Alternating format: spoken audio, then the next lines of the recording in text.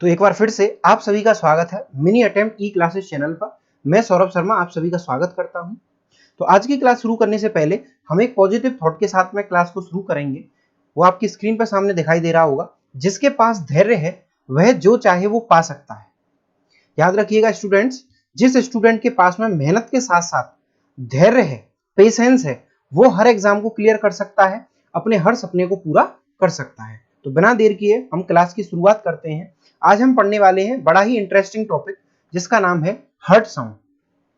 तो first of all हम बात करेंगे इसकी डेफिनेशन के बारे में। तो heart sound are the sound that produce by the mechanical activity of the heart during each cardiac cycle.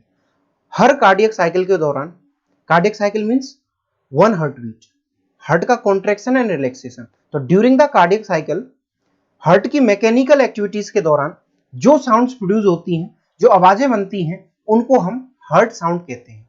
अब हमारे मन में ये सवाल उठता है, कैसे ये हर्ट साउंड बनती है?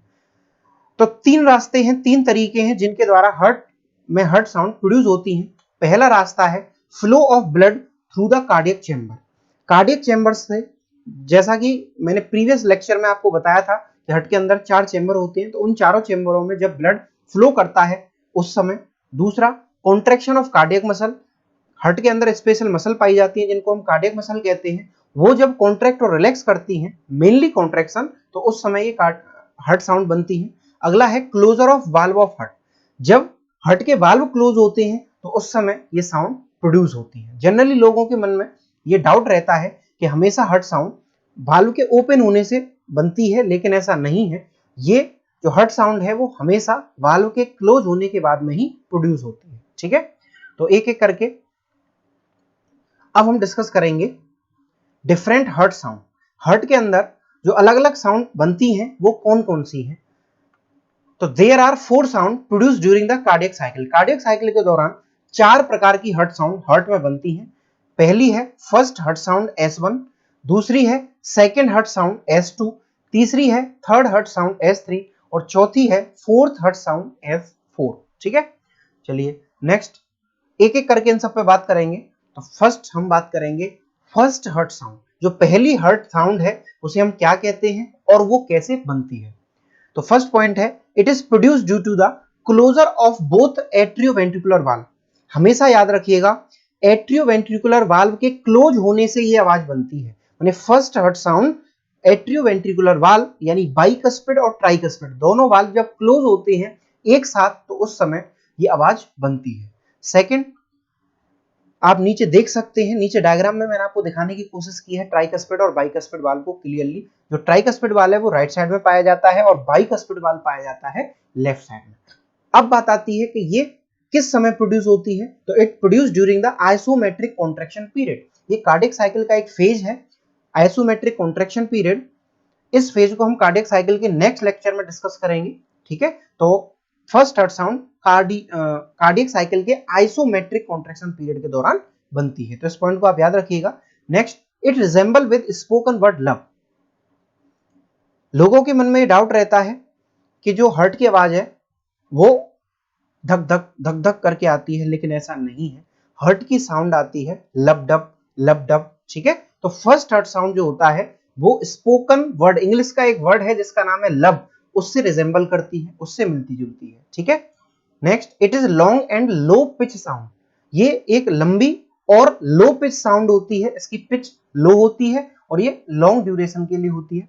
तो इसका टाइम ड्यूरेशन होता है 0.1 टू 0.17 सेकेंड। क्लियर? तो इसका टाइम पीरियड कितना है? 0.1 टू 0.17 सेकेंड। चलिए अब हम बात करेंगे नेक्स्ट सेकेंड हर्ट साउंड की। तो सेकेंड हर्ट साउंड कब प्रोड्यूस होती है? It is produce due to the closure of both the semilunar valve.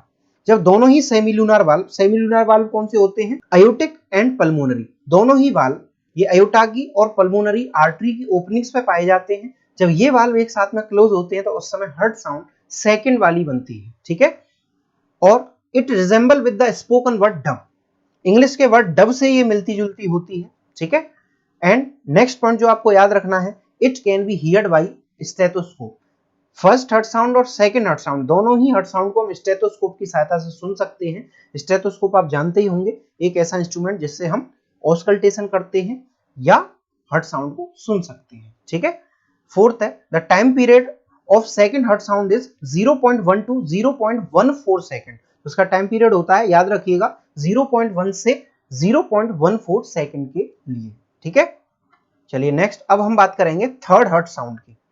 तो तीसरी हर्ट साउंड प्रोड्यूस होती है रैपिड फिलिंग पीरियड के दौरान। ये रैपिड फिलिंग पीरियड क्या होता है? It is produce due to the rushing of blood into the ventricle. Rapid filling period के दौरान जब वेंट्रिकल्स के अंदर ब्लड फिल होता है तो उस समय थर्ड हर्ट साउंड प्रोड्यूस होती है। याद रखिएगा, ये इनऑडिबल होती है स्टेथोस्कोप से, इसको हम स्टेथोस्कोप की सहायता से नहीं सुन सकते।